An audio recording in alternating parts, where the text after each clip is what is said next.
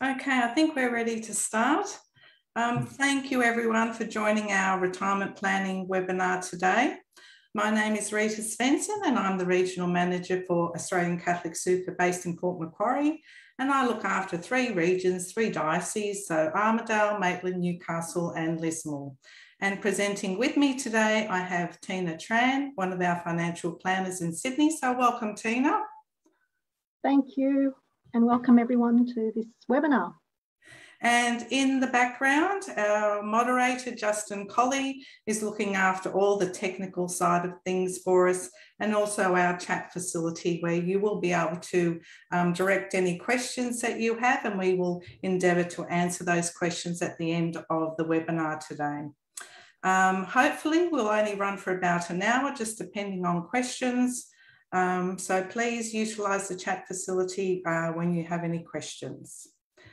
So before I begin, I would like to acknowledge the traditional custodians of the land on which I work and live, and recognise their continuing connection to land, water and community. I pay respect to elders past, present and emerging. So we do have our usual disclaimer today that today's information is of a general nature only and does not constitute personal financial advice. You can obtain our product disclosure statement and financial services guide on our website at catholicsuper.com.au. So the topics that we will cover today, Tina and I will cover, will be how and why to build your super balance, when you can access your super and how an allocated pension works, Centrelink Age Pension benefits, and how Tina and our team of financial planners can guide you and help you reach your retirement goals. And also a little bit about the new legislation, Your Future, Your Super. So certainly when we look at retirement, your retirement goals are so important. A lot of people obviously would like to travel, and I guess it's probably been on the horizon for many in the past. I know I have also mentioned in the past that if you have a bank of annual leave or long service leave, it might be a good idea to take a bank of that and stay at home and do nothing. But I'm not quite so sure that that's a popular suggestion currently in this situation. But Tina, I'm sure that you see very many different clients with different goals and objectives. Can you please discuss those a bit for us, please? Certainly. The main thing that I think where some clients, when they try to articulate their retirement goals, they work out what their bills are, and then they say, well, that's all I need to live on in retirement. And I usually sort of come back to them and say, well, you're not retiring just to pay bills and provide food. You want to do something as well. You want to have a lifestyle.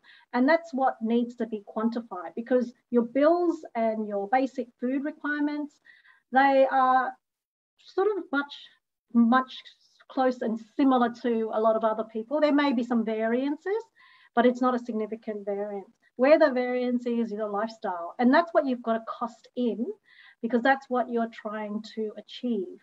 And it's important to sort of let your imagination go and sort of think about what you're going to be doing in retirement. Try and put some numbers to it in terms of costing, put some time frame around it. And that's really going to help to figure out how much you might need to target to accumulate. So when you stop working, you've got enough funds to do the things that you want to do in retirement. Yes, certainly that budget word is important, Tina. Yeah. So the Association of Superannuation Funds of Australia do quarterly surveys around the country of retirees in all the capital cities, and they come up with figures for a modest and a comfortable lifestyle. Tina, can you please take us through these figures in more detail? So the Association of Superannuation Funds Australia, they've got their website and they do update these numbers.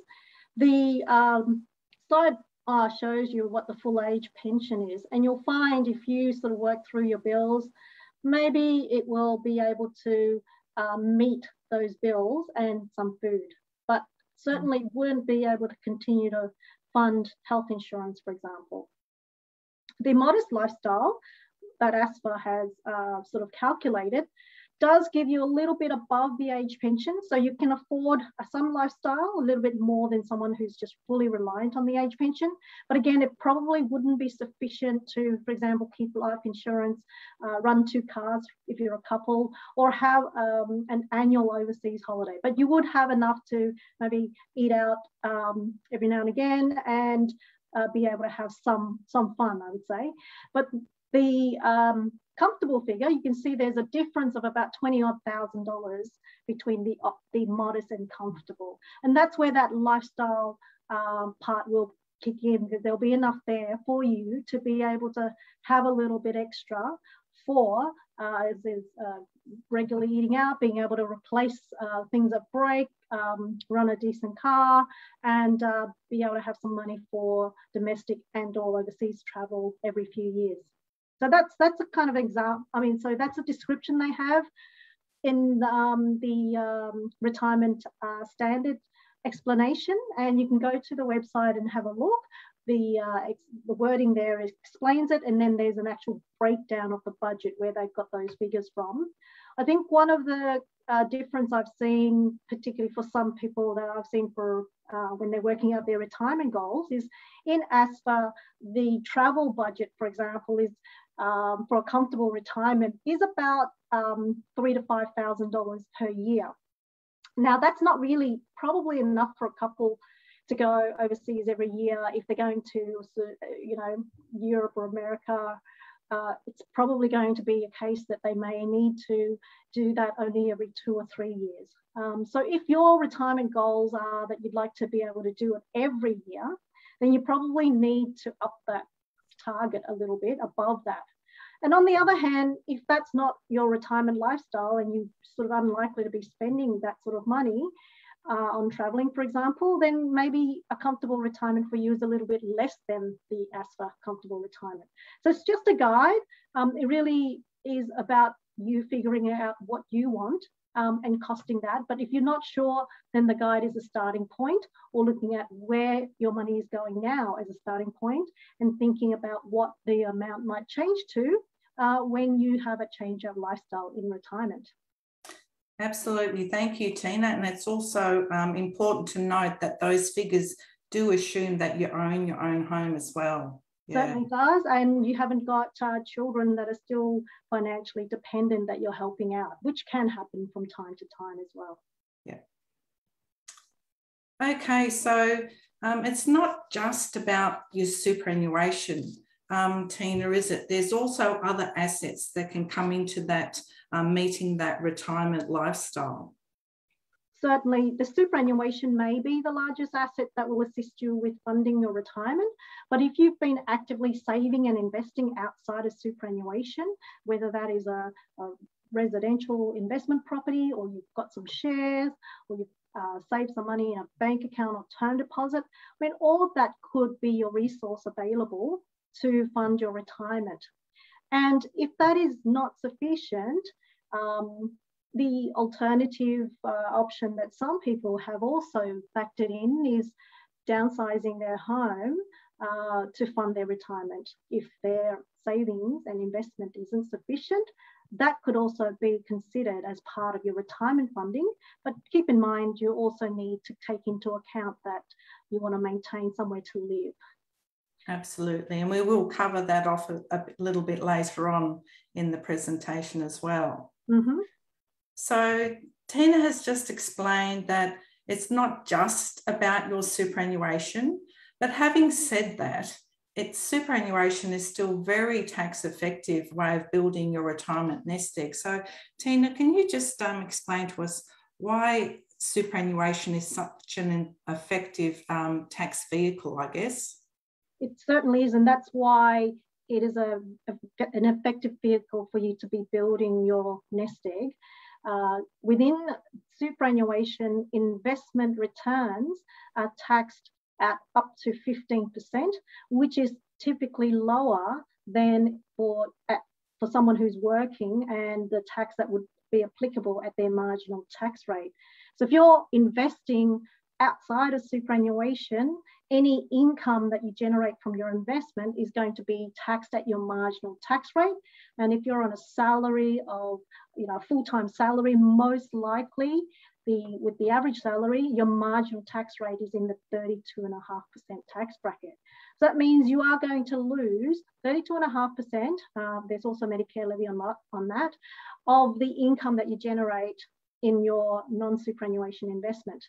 On the other hand, in superannuation, the tax rate is lower, so you're going to get to keep more of that investment earnings. So that's a major advantage in that it's going to help you to grow your savings much faster because there's less loss of tax. Now, going into retirement, there is the option for you to be able to convert your superannuation into what we call a transition to retirement pension. So you may still be working, but you've reached minimum retirement age. You could access some of that super, but the tax position on in superannuation at that time is still the same as in the accumulation account.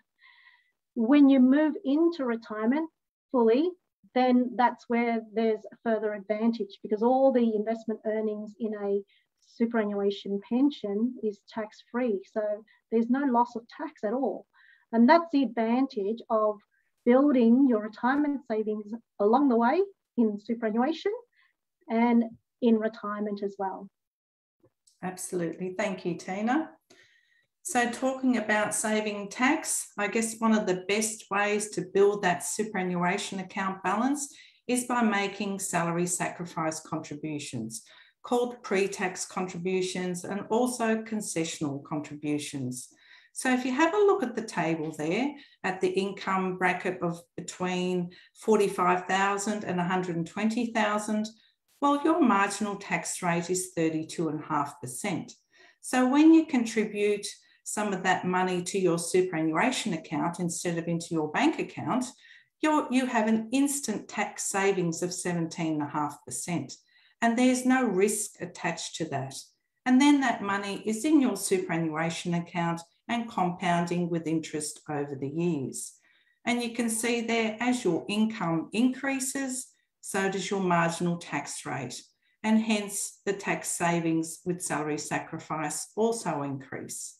But if your income is below $18,000 a year, well, you're not paying any tax. So maybe salary sacrificing may not be the best option for you. And potentially you should be making after-tax contributions to super, just depending on your personal situation. So Tina, we have a specific example here for salary sacrifice. Could you please take us through that? Definitely. The salary sacrifice is really a simple and extremely tax effective way for salary or for anyone who's working and earning an income above that tax-free threshold to get funds to get money into superannuation and save income tax, which boosts their savings. In this example, we've got a an average, I think it's 100,000. The fortnightly rate is 3,846. That's the gross amount before tax. On the left column, you can see the income tax that you would pay would be applicable on that fortnightly rate, and the take home would be $2,884 per fortnight. On the right-hand column, we've got an example of salary sacrificing 5% of that money, that gross income, which is $192 per fortnight. Then, of course, you'll be paying tax on that less the $192. And it results in your take-home pay dropping to $2,757. So you're giving up $127 per fortnight, but you're getting $192 less 15% into super. And the difference is an extra $66 of tax that you would have lost to income tax, you get to keep, and it's in your superannuation. Now, if you annualize that over the full 12 months, it's 1,716, and do that over 10 years, 10 times that, 17,160. But the improvement is further compounding in terms of the investment earnings that you're getting compounding over a long period of time as well.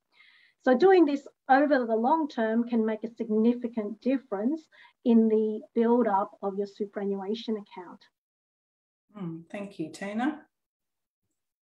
Okay, so all of those contributions, so your 10% superannuation guarantee contributions, any salary sacrifice contributions, any personal contributions you claim a tax deduction for, all count towards a concessional contribution cap. And this year that has increased to $27,500 per financial year.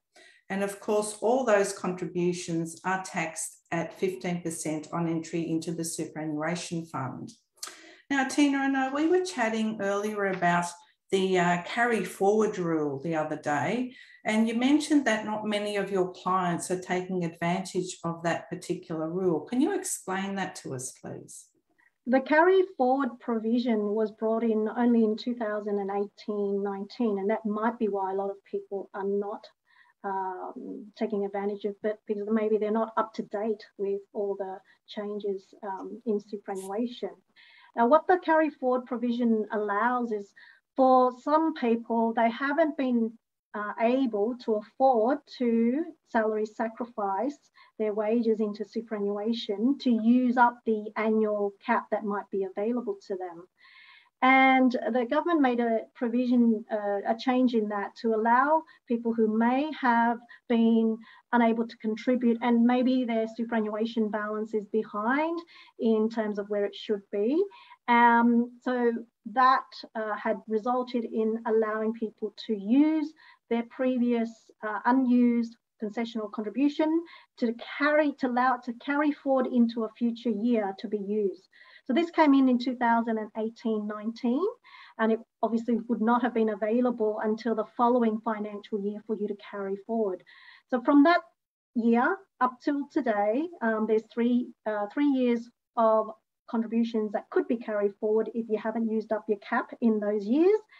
And this year's cap is well available to you, but it is only available for someone who has a total superannuation balance of less than $500,000 in the financial year, the preceding financial year. So it's important to understand the rules, but if you have additional unused contribution available to you in the concessional cap, within the concessional cap, and carry forward, could be a very effective way for you to be building your retirement savings and save a lot of income tax along the way to boost that savings.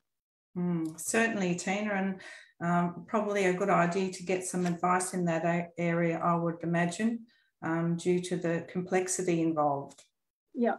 Thank you. So then you can also make after-tax contributions to your superannuation. So these are called non-concessional contributions, and as you can see here, they have totally different limits. If you are under the age of 67, you could potentially contribute $110,000 per financial year into your superannuation account.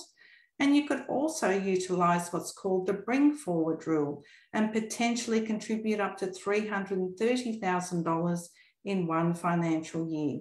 But then you could no longer make contributions for the next 2 financial years. If you're between the ages of 67 and 74, your limit is $110,000 per financial year, so you don't have that bring forward provision available to you.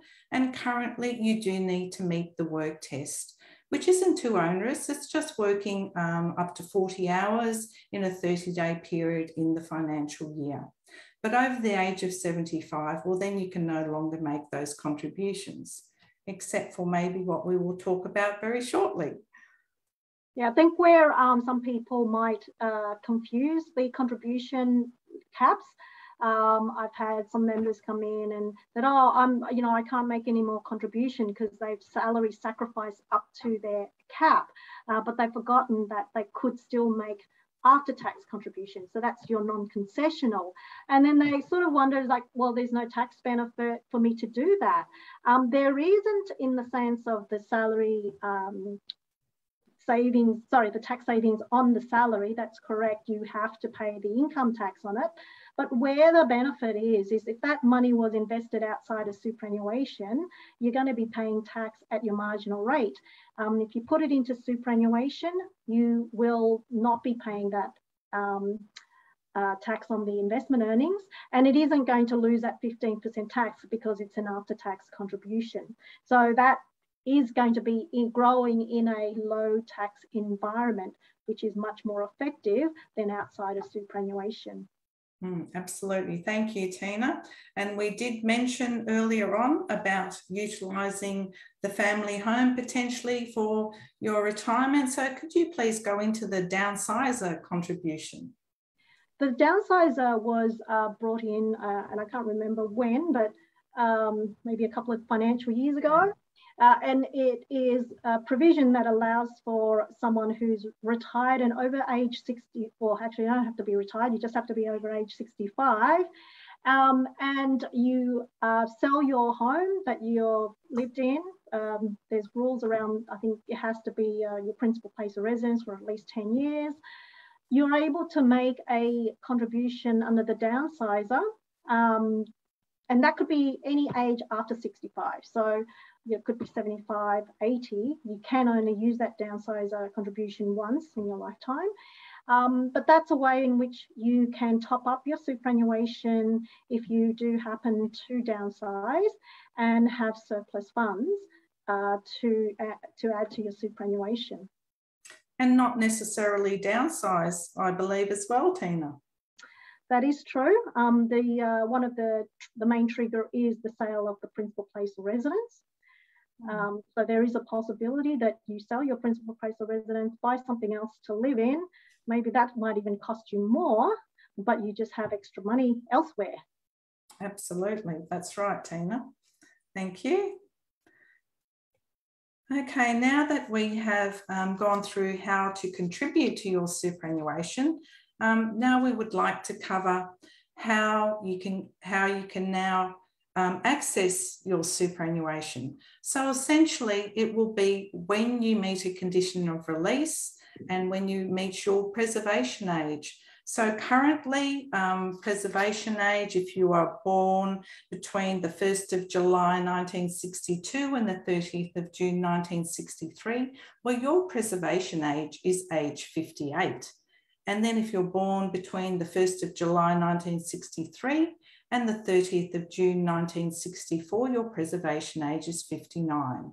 And so for anyone born after the 1st of July 1964, your preservation age is age 60. So if you are 58 to 59, you do need to permanently retire from the workforce and not work more than 10 hours per week. Or you could potentially also commence a transition to retirement pension. Once you're over the age of 60 and under the age of 65, you just need to cease an employment arrangement. So you may have 2 jobs and you cease employment with one of those, that gives you access to that superannuation. But certainly if you're over the age of 65, well, you can access your superannuation whether you are working or not. Okay, so when you access your superannuation, you can access that as a lump sum or as an income stream. Tina will go into an income stream more with our allocated pension and our allocated pension products, but certainly if you access your super as a lump sum, there may be some tax implications there if you are under the age of 60. But over age 60, your superannuation right up to 1.7 million now is totally tax-free. So Tina, I will hand over to you to explain how people can commence a pension. What I find some people may not fully understand is the access rules does not require you to do anything. It just simply says this is when you can access it under the retirement definition, but you're not compelled by superannuation rules to make a lump sum withdrawal or to start a pension or to do both. You can in fact just leave your funds in the accumulation superannuation to accumulate forever. However, for most people, when they stop working and they haven't got a salary, they're going to need something to live on, and usually the superannuation is that source of money to live on. So initially, you're accumulating your superannuation with contributions made by your employer, your own salary sacrifice, or any lump sum you've made.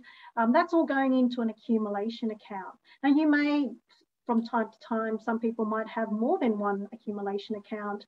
They might have a couple of superannuation accounts.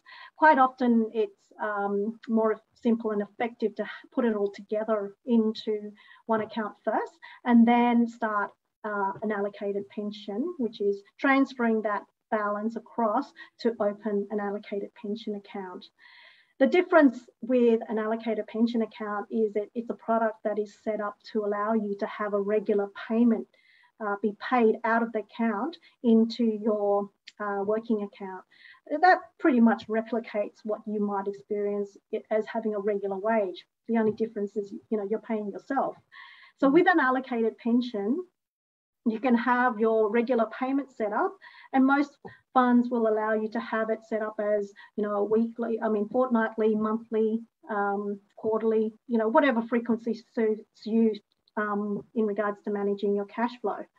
In addition to that, you can make a lump sum withdrawal anytime. So that lump sum withdrawal is a separate instruction to request, and that can be done at an ad hoc basis at any time. So you have the flexibility to have a regular payment and also to draw on that as a lump sum when it suits you.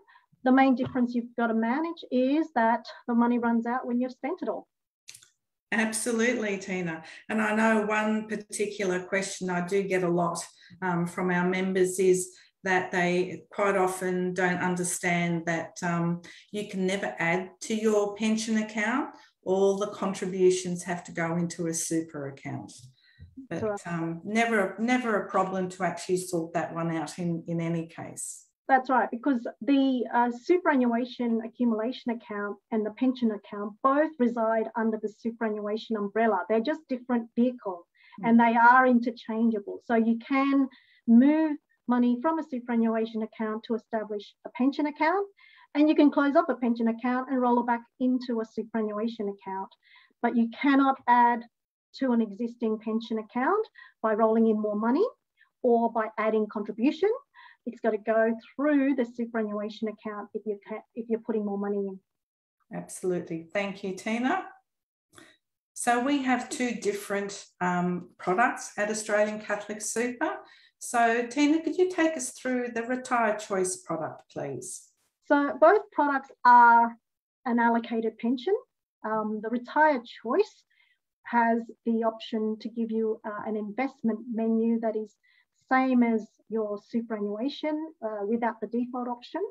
You'll see that the portfolios offered in the Retire Choice pension investment options are exactly the same as in your superannuation option. And with the Retire Choice, you have to make an investment choice. Now, you can choose one of the diversified options or a combination of them, or you can build a portfolio that has a diversified using each of those asset options to build a diversified portfolio yourself. Now, what we do is we help members identify what their risk return profile is, and then we make a recommendation that best aligns with that, utilising that investment menu. It's important that you understand the investment choice and how that equates to the risk and the return outcomes that you can expect. Absolutely. Yeah, and then we have our Retire Smart product as well in the allocated pension, Tina. Yes, certainly. I think I did want to explain with the allocated pension, the main thing is that there is government rules around how much pension payment must be paid out of that pension account. And that's called the minimum pension payment. The minimum pension is a percentage based on your age, and that is set by government rules. You can draw and request a pension payment of any amount above the minimum, but the minimum must leave that pension account each financial year. And the percentage is if you're under 65, it's 4%. And if you're 65 up to 74 or 75, it is 5%. And from 75, it's 6%. So it is progressively increasing. The provision this financial year, which is only temporary, allows the minimum pension to be half of the normal rate, but it is expected to revert back to that normal minimum percentage from the 1st of July 2022. Yeah, and that's right, Tina. I guess it is, as the percentages increase, that's where the design is really to make sure that they do run out. Yeah, so if you, I think we've looked at some numbers, and if you were just to stick to the minimum pension payment, it's going to force the money to be run out fully out of that account by the time you're 100 and something years of age. They're about 104, I think, or something like that. The requirements start ramping up after age 85. But for most people, they may end up having to draw above the minimum anyway in order to have enough cash flow to meet their requirements. And we're able to help provide advice on what you may need to do to manage that drawdown so that the money can last as long as you would like for it to last. And that obviously for most people will be at least their life expectancy, or maybe their life expectancy might be longer than average, but we can do some financial calculations to help guide you on what you have to keep as a drawdown parameter to ensure that you've got that money for your lifetime. Excellent, thanks, Tina. Yep. So the retired choice, you've got to make an investment choice out of the menu that's in that product. The Retire Smart is also an allocated pension. So the parameters are kind of similar in that you still have to receive a minimum pension payment.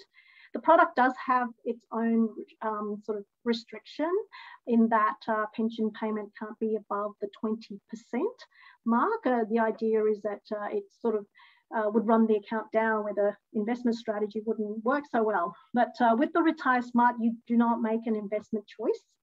Mm-hmm. It's going to be invested in a 2-bucket investment model. And that the 2 buckets are the cash bucket and the growth diversified growth bucket. And at the initial setup, when you set up that pension, you're going to indicate how much pension payment you want in percentage. So example, if you wanted 5% of your pension payments to be, of your pension account to be paid as a pension payment, then the setup will be to have 2 years of that pension payment initially invested in the cash bucket, and the balance of your account would be invested in the growth bucket. And any investment earnings that comes out of your growth bucket will be diverted to your cash, distributed to your cash bucket. And all of the pension payments are going to come out of the cash bucket. Now, if it's such that the investment earnings are greater than how much you're sort of drawing out, then there is a rebalancing of that where the excess cash will be reinvested into the growth bucket. So that is dynamically happening, and you don't have to make any changes to your investment. You're always going to have your pension account split between the cash and the growth portfolio in line with how much pension payment you are drawing out. Excellent. Thank you, Tina. So now that Tina has explained the mechanics of the allocated pension, I guess the next question you may have is, well, do I have enough to retire on? So Tina, and when I can retire? So Tina, really, I guess this is what you do. Certainly, that's the big question that every retiree wants to know is, do I have enough, and will it be enough to meet my lifestyle, and what's the long-term situation? So an account-based pension, an allocated pension, has the minimum pension payment, but that doesn't really tailor it to your personal situation. And so that's where the personal advice is, where we can tailor that by identifying what are the resources that you have available to you aside from superannuation, and what your spending requirements might be. So we can then do a financial forecast that can give you an indicator of your financial position for your retirement time frame up to your lifetime. And the hardest part for most people is to actually quantify what their requirements are. So we try to obviously identify what are the ongoing needs, what are the one-offs that might occur, and then you've just got to review that from time to time.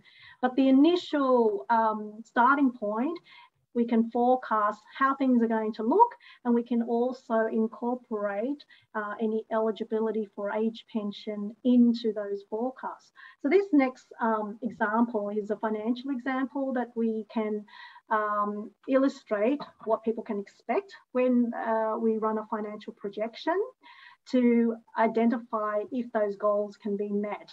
And it is about quantifying and putting timeframes into your requirements. So let's look at an example in the next couple of slides, but the example here I've got is a couple. We've got their surnames client, Mary and Gary, and they're both 65 years of age.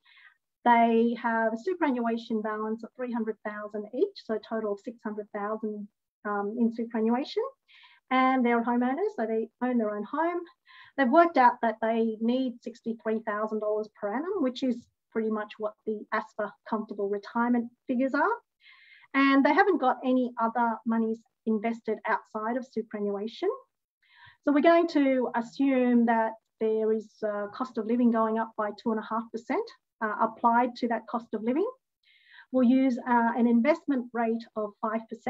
Now, normally in our projections, we'll use an investment rate in line with your risk profile and how you're likely to be invested, because that would be more tailored to your personal situation.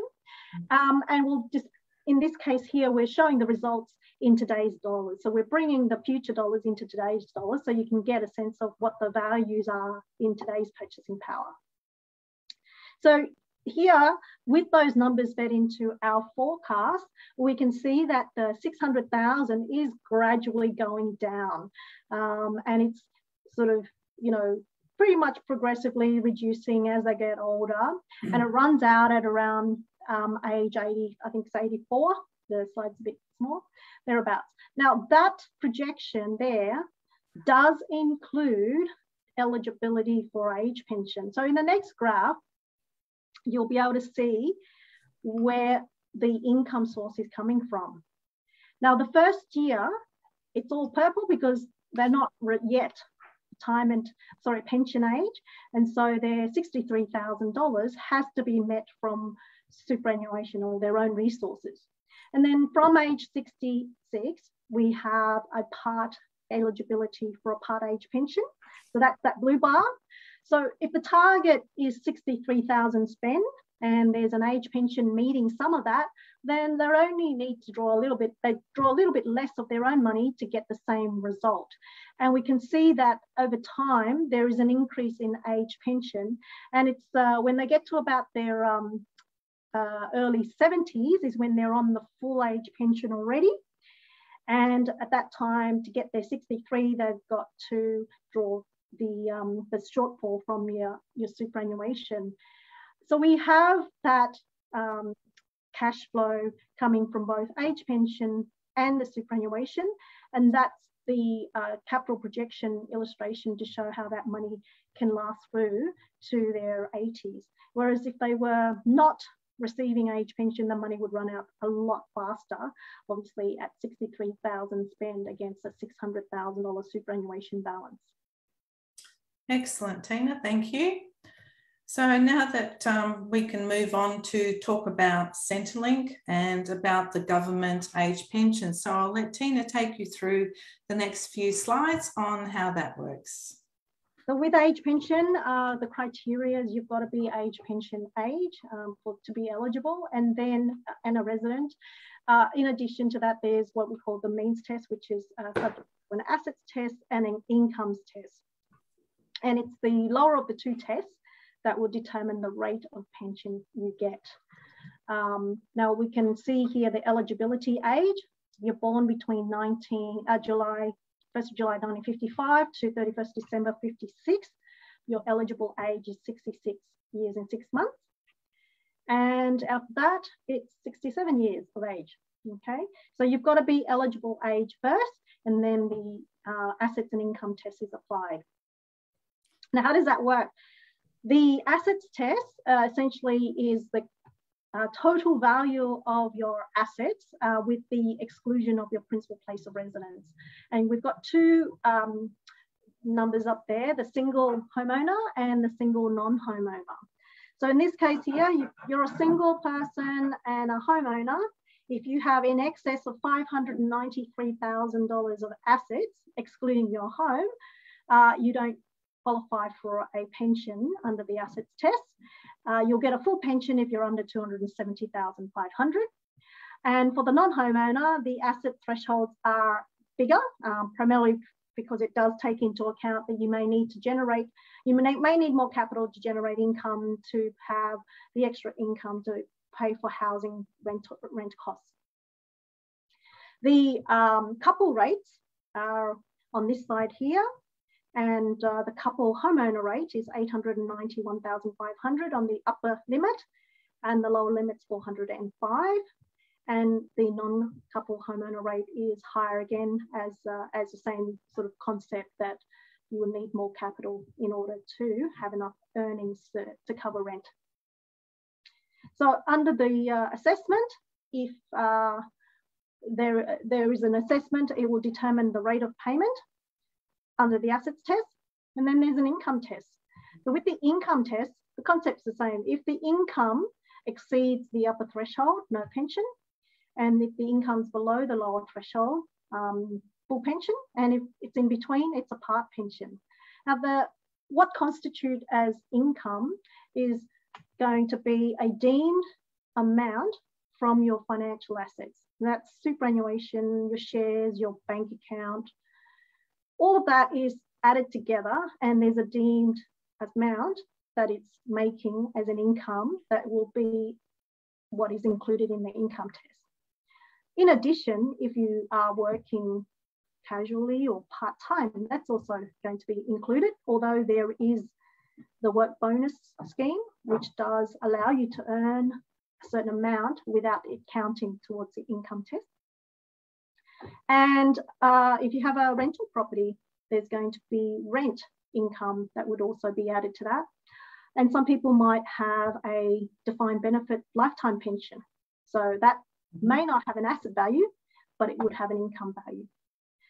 So those two calculations, the assets calculation to determine the payment rate and the income calculation to determine the eligibility under the income test, whichever test gives you the least pension, age pension, will be the overriding test. So you could have a situation where you are eligible under the assets test, but you're not eligible under the income test, and vice versa. So what are the rates for the age pension? This is the maximum age pension rate. The single age pension rate is $25,155 per year. And the couple rate combined is higher, it's $37,924, but individually it is lower than the single rate. And that accommodates for the fact that your cost of living might be a little bit less when you're a couple with shared costs. However, if you are a couple that have to live apart due to ill health, you'll each get the single rate. Excellent. And now, then there's a Commonwealth Seniors Health Card too, Tina, as well, yeah? So if you're in receipt of an age pension, whether that's a part age pension, you will get the pension concession card. And the pension concession card includes the health benefits. Where the Commonwealth Seniors Healthcare Card comes in is if you're not eligible for an age pension and you are a self-funded retiree. If that is the case, then they do have a healthcare card that you may qualify for. And the healthcare card is not asset tested at all. It is only income tested. You can see here that the income threshold is for a single person, $57,761. So if your income is below that, then you could get that Commonwealth Seniors Healthcare Card. And for a couple, it's $92,416. Now, what a lot of people don't realise is that the income that is assessed for the Commonwealth Seniors Healthcare Card, particularly with, say, superannuation pension or allocated pensions, It's not what you're drawing out as an income, it's subject to a deeming amount. Okay, and that deeming amount is probably typically a lot less than what you're actually drawing out. So a lot of people do fall into the income limit for a Commonwealth Seniors Healthcare card. And that will give you cheaper medicine, which could be important, which could get costly as you get older.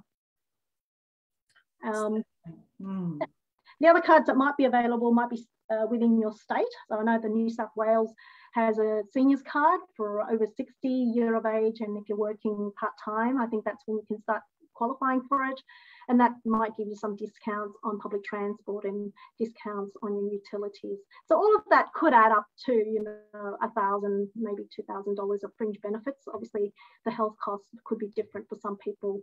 They could be more or less. Certainly, Tina. So I guess there's also other issues to consider, like making sure you have a will and so forth. Definitely, the financial planning is around sort of building up a nest egg and making sure you've got enough money to pay yourself when you stop working. But it also, we're looking beyond yourself and making sure that you've got your estate planning in order so that there's clear instructions on the distribution of your assets, and it's also tax efficient where possible. So the two documents that predominantly we're looking at with regards to that is your will, which is going to direct any assets that are not superannuation, and your beneficiary nominations, which could be instructions dealing with your superannuation or pension accounts. You can make a nomination, you can name a beneficiary, and it can be paid outside of the will, which could be more effective and faster. The beneficiary nomination with superannuation can be made binding or non-binding.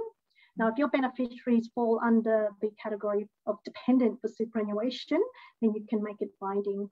And that just requires you to have 2 adult witnesses to your beneficiary nomination. And the advantage of that is that you've got certainty that your superannuation will be paid to your beneficiary in the most, you know, sort of quickest way. And so that's the superannuation. Yes, and the other estate as documents would be to appoint a power of attorney if you were to lose decision-making capacity. Absolutely, Trina. And that binding nomination you were talking about there, also very important, because up until now, it certainly hasn't been able to be challenged in a court of law. Okay, so I think we also do provide aged care assistance or planning also for our members, Tina. We do. Look, most of the retirement advice is really about making sure that there's enough money to last your lifetime. One of the biggest unknown is, you know, whether you may have to spend more money going into aged care. And it's not so much that for most people, if they own their own home, they may be able to fund going into aged care, but it's the ongoing cost that can be very expensive. And that can be an impact on cash flow. Now, this is not necessarily something that you have to actually make any decisions on, but in terms of planning for your retirement, it's sort of having enough to give you a buffer that if you need to be paying for aged care, that there's that buffer available to you. But where we provide advice would be for people who may need to go into aged care. Now, it might not be yourself because you may not be able to make that decision. Maybe it is a responsibility that's passed on to your power of attorney. So what we do to help with regards to advice around that is looking at how to fund going into aged care, and then how to sort of make sure that you've got enough money to meet the ongoing cost as well.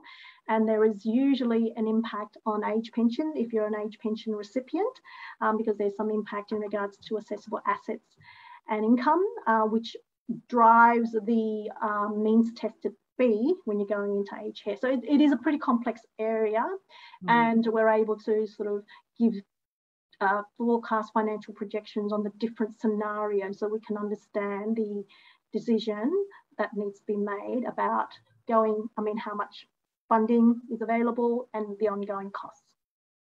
Thank you, Tina. As you can appreciate, Tina's already gone into a lot of the complex rules and regulations to consider, and they certainly are all intertwined as well. So, Tina, you've already explained how you can assist your clients. Is there anything further you'd like to provide us with information? Yeah, I think I'd like to point out that I've met some members who are very knowledgeable on the rules of superannuation because they've sort of kept up with it and been engaged in superannuation, and they have a good understanding of the contribution rules and the access and the products. But where we can really help is look at it strategically, because sometimes when it's your own personal situation, you might just be looking at one aspect but not taking into the big picture. So when we're providing advice, we're looking at the comprehensive approach, and it may mean that strategically it's more effective for us to move funds around between couples because it's for tax efficiency, for cash flow management, for accessibility, for superannuation. There's also applying it because we have sort of the everyday practice to identify the strategies that would work effectively so we can come to the solution a lot quicker. Thank you very much, Tina. So we have 3 different advice offerings at the fund. Now, Tina has already explained the comprehensive advice service that we offer. So we also have what's called general advice. Now, that's the advice that I can provide you with, the same with the call centre. So that's actually answering any of your questions, explaining the rules and regulations around superannuation, helping you with forms and pointing you in the right direction. So then we also have our over the phone service. So that comes at no additional cost to our members. And that is talking to our financial planners over the phone, and they can provide you with advice in 3 different areas. So the first one is about making contributions to the fund. We were talking about making salary sacrifice contributions and the concessional cap earlier on. They can do some calculations for you so you don't go and exceed those caps, and also whether to make pre or post-tax contributions to your superannuation. And secondly, they can actually talk to you about our investment options within the fund. We do have 14 different investment options, so they can take you through a risk profile and then make a recommendation to you as to which investment option or options are more suitable for you. And thirdly, if you do have insurance cover within the fund, that's another area that they can assist you with to make sure that cover is certainly meets your own personal needs. And that's at no additional cost to our members. So now we can move on to Your Future, Your Super. So the government recently passed some legislation, and the Your Future, Your Super legislation includes a performance test. So on the 30th of August 2021, we were advised that we did not pass this test. Now I must make a note that this performance test is only related to my super default investment options within all superannuation funds. So for us, that includes our our lifetime one investment option. Okay, so the test actually goes back 7 years. So we have only had our lifetime one option for the last 3 years. So then we had to include our previous default investment option, which was our conservative balanced option, into that performance test. So if you have received a letter recently, because we did have to write to all our members that were in the default investment option, hopefully you have received your letter now. I know that I obviously haven't received one because I decided to make my own investment choice within the fund. So you do have 3 options if you receive that letter. You can obviously leave the fund and move to a different fund. Secondly, you can actually look at going into a different investment option. Now, we were talking about our limited advice service earlier, and that's something that they can assist you with. And also, you don't have to do anything. Our lifetime one option is really a very good option for our members, and we did introduce that 3 years ago to really assist our members meeting the risk as you get older in that option, because it is actually a life cycle investment option.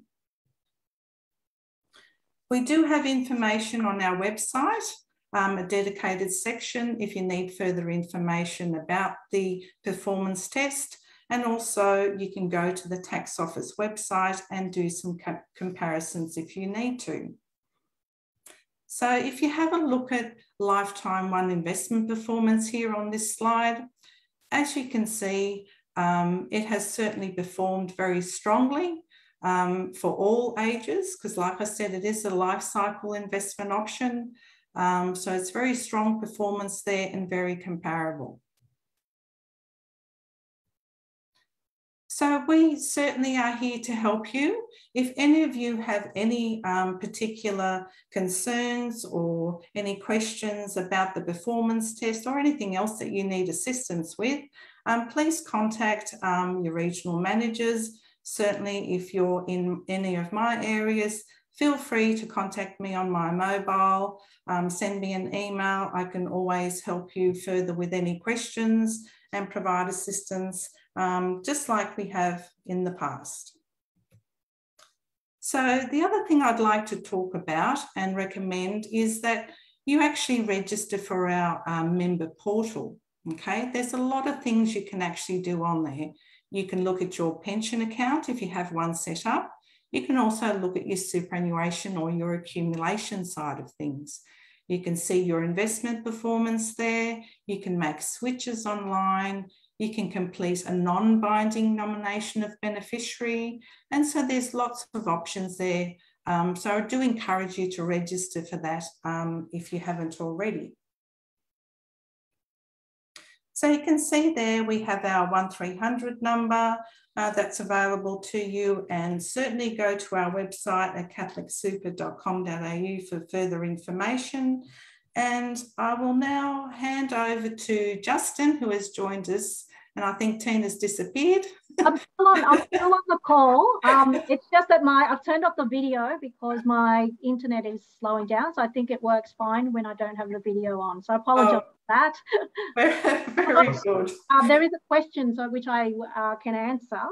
Excellent. All right. Thank you, Justin. If you could. Yeah. So there are a few questions that are coming through. So Tina, I was getting worried there that you weren't there. The first one I'll throw to you, just something we were just talking about, was a member has asked, what is the cost of using a financial planner?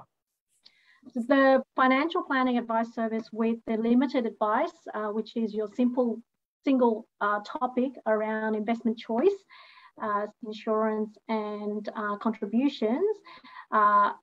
There's no cost for that. If it's a single topic, over the phone, limited advice. Now, where your advice needs extend beyond that, outside of that, so you may be have a partner who has superannuation elsewhere, or you've got other superannuation accounts or other non-superannuation investments that you would like for us to look at and incorporate in the advice, then that has to go through comprehensive advice service, which is the service that I look after, because we have a comprehensive advice license. And the cost for that varies depending on the complexity of your situation. So it could be $1,000, it could be $3,500 if you've got multiple funds, investments outside of superannuation, debt, we've got to deal with insurance. So it really depends on the complexity, but that's the range. Now, the initial consultation, there is no cost, so we're able to provide general advice, identify what are the financial matters that we would be able to provide personal advice on, and then we can provide a fixed price quote. Thanks, Tina. The next one is also in relation to something you spoke about earlier, about the bring forward provision. How do you implement that, or the question is, how do I organise to use this carry forward provision?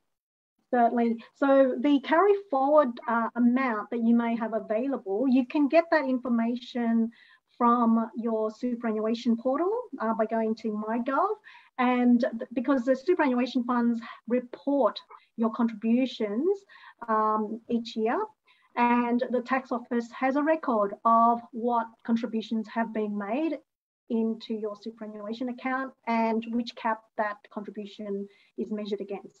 So all your concessional contributions will be recorded, and they have a record of how much unused cap you have available. So it's not a case of organising anything. It's just that if you're making contributions, you need to make sure that you don't go over your contribution cap, which may have a carry forward amount. Great, thanks, Tina. Rita, I'll give you this next question. It's sorry, it's just disappeared on me now. How long does it take to set up a pension account? I'm on long service leave now, but will retire at the end of the year. When do I contact the super fund to set it up? Well, it certainly doesn't take long to set up your pension account. Essentially, if we have the paperwork by the beginning of the month, it can be a little bit after that. You can certainly receive your first pension payments in that month. So it doesn't take long at all. And certainly we can help you with that process. Great, thanks, Rita. The next question is, Tina, I'm over 65 and working. What is the difference if I contribute $10,000 from a savings account into my super versus salary sacrifice of $10,000 to super? You can salary sacrifice if you're working, but whether it's tax effective is going to depend on how much you're earning. Remember, with the marginal tax rate, if it's under 18,200, that's your earnings, and the salary sacrifice isn't going to save you any tax because you wouldn't be paying income tax anyway. So it may not be tax effective for you to salary sacrifice. And in that case, you would make a personal contribution. So you don't pay the 15% contributions tax, and you'll get the benefit of that money invested under the superannuation umbrella. If you're earning more than that, then certainly the salary sacrifice could be one way in which you tell your employer how much you want to put away each fortnight out of your wages pre-tax, and that'll be done on a fortnightly basis for you. So your take-home pay will be calculated based on the lower taxable income, and that's then directing the salary sacrifice amount straight into superannuation. The alternative way to do it would be that you can make a personal contribution, which is a lump sum contribution from your bank account, and put in a declaration that you're going to claim it as a tax deduction. Okay, so that works in the same way as a salary sacrifice, except that it's initiated by yourself on a personal level rather than through your employer on a salary sacrifice way. Right. Rita, this is a good one. Which option is better, a non-binding or binding beneficiary? Well, it might depend on your personal situation, but a binding nomination, I think, like I mentioned earlier on, cannot be challenged in a court of law if that binding nomination has been completed correctly, and potentially can be paid out a little bit quicker as well. And like I said, I guess not being challenged at all by any other dependents is probably a big one. Thank you. And just let you know, you can put those questions in the chat box or the Q&A. I've only got 2 more to ask. But when I said that last night, whilst I was asking those 2 questions, I think we had 4 more come through. So get those questions in, otherwise we're down to our last couple. So the next question is it permissible to set up a super account for a spouse as a diversification practice? Well, is it permissible? Yes. From a I'm not sure what that question is exactly asking, but you can set up a superannuation account as long as you're eligible to have contributions go into your account. Anyone can set up a superannuation account. It's eligibility to have the money contributed into your account is the criteria. Great. And the next one is, for the downsizer, do both spouses have to be aged over, I said 60, but it should be 65. I'm 8 years younger than my husband.